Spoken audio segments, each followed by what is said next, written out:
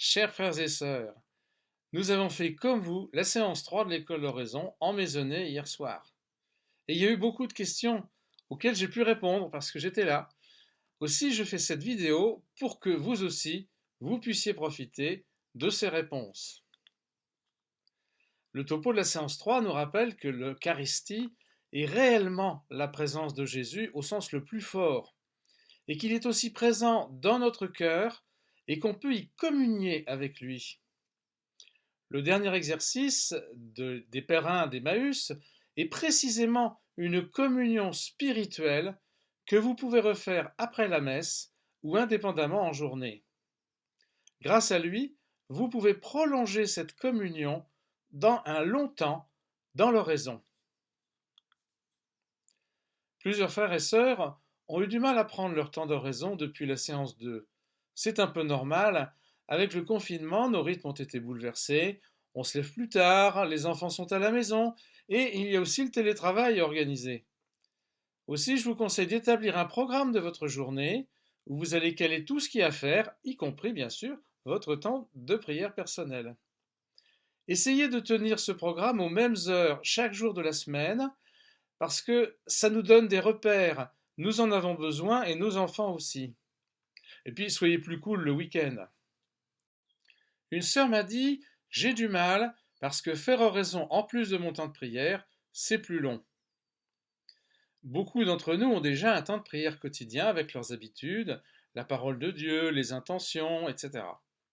L'idée, là, c'est de profiter de l'école d'oraison pour expérimenter une autre façon de prendre son temps de prière.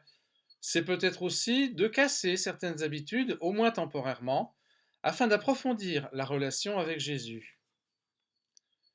L'oraison doit-elle remplacer mes habitudes de prière? Un frère prêtre m'a dit que les moines de l'abbaye de Ceffonds ont décidé de faire oraison alors qu'ils ont déjà la prière liturgique et la Lectio Divina.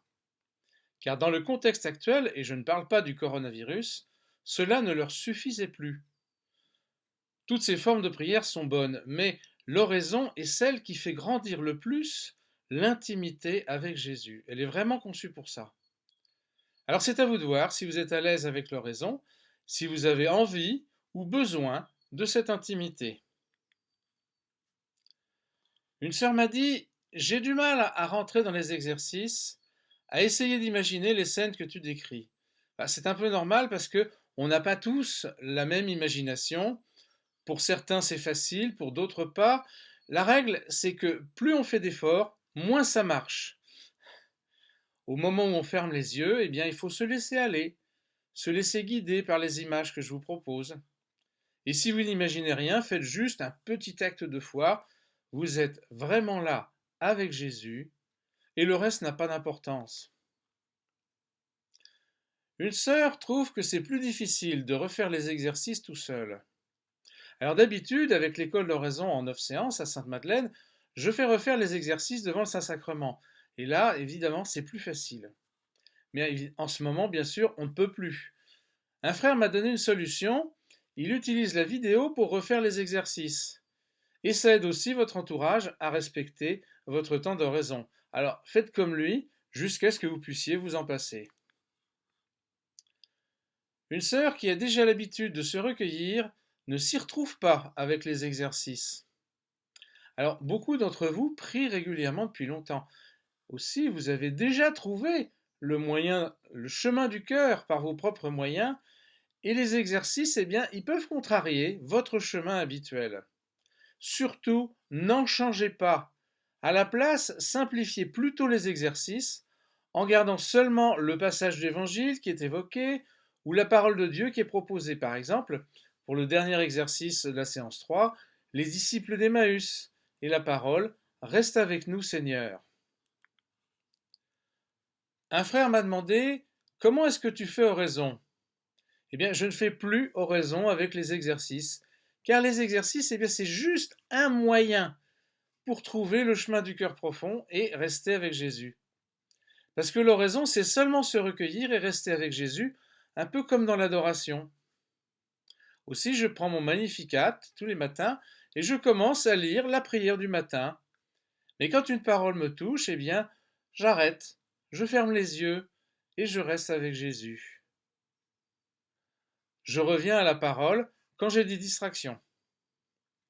Vous pourrez utiliser cette manière ou une autre quand vous serez à l'aise pour descendre dans votre cœur profond, mais en attendant, pour ceux qui découvrent l'oraison, je vous conseille plutôt de suivre les exercices. Enfin, certains n'arrivent pas à se recueillir en ce moment. Sachez que lorsqu'on est malade ou fatigué ou lorsqu'on a des soucis, c'est plus difficile de faire oraison, et c'est peut-être votre cas en ce moment. Surtout, ne lâchez pas votre temps de prière, sauf si vous êtes vraiment très malade, et contentez-vous de rester devant votre icône, lisez les textes du jour, dites votre chapelet, et offrez votre sécheresse à Jésus. Vous pourrez réessayer l'oraison quand ça ira mieux. Si vous avez d'autres questions, n'hésitez pas à les poser dans la partie commentaires qui est juste en dessous de cette vidéo. Vous pouvez aussi y laisser un partage de ce que vous vivez en faisant les exercices. Je pense que ça profitera à tout le monde. Et si vous avez des questions plus personnelles, envoyez-moi un mail avec l'adresse qui figure dans la description en dessous de la vidéo toujours. Je referai peut-être une autre vidéo de réponse aux questions si y a assez de questions, hein.